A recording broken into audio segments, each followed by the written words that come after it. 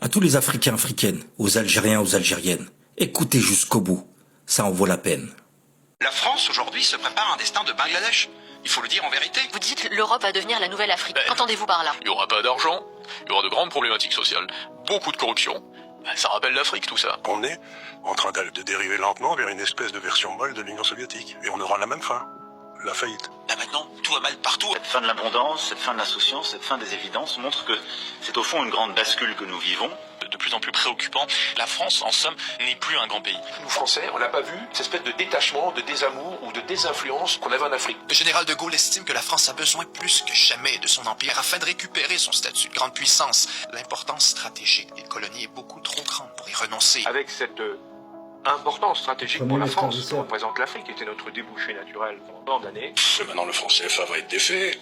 Donc, mais vous imaginez pas le désastre. Une crise nationale extrêmement grave. Il y a des dizaines de pays africains où la France imprime une monnaie, le franc des colonies, et avec cette monnaie, elle finance la dette publique française. Si la France n'avait pas les colonies africaines, parce que c'est ainsi qu'il faut les appeler, elle serait la 15e puissance économique mondiale. Cette Afrique qui se développe et cette France qui est en train d'en partir, comment se fait-il qu'on en parte et qu'on soit remplacé au moment où ils sont en train de se développer et de prendre une puissance très importante pour le futur? Il faut recréer les conditions de la richesse. Moi, j'ai bien quelques solutions, évidemment, sur cette réindustrialisation. Et la première des solutions, c'est l'énergie. L'analyse faite par les oppositions est grotesque, quoi. Ouais. Oui, Le Front National est grotesque sur tous les problèmes d'énergie. Le nucléaire, c'est un atout pour la compétitivité des entreprises. C'est un atout pour le pouvoir d'achat des Français. On peut pas avoir d'industrie nucléaire si on n'a pas d'uranium, et on a perdu le Niger. Le problème, c'est qu'il n'y aura pas de matières premières pour nous.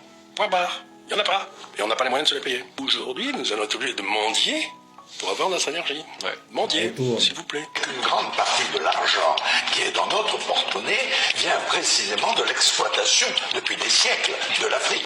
Donc on a devant nous, on le sait, une chute du niveau de vie considérable. C'est la fin. On peut pas en être autrement. Eh oui, la roue a enfin tourné et du bon côté.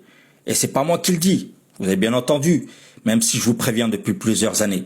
Et il le confirme bien, la France est au bord de la récession. Et croyez-moi, le 2025 sera chaotique. La France est tragique, par contre l'Afrique est magique. L'Afrique aux Africains, la France en déclin, à bon entendeur.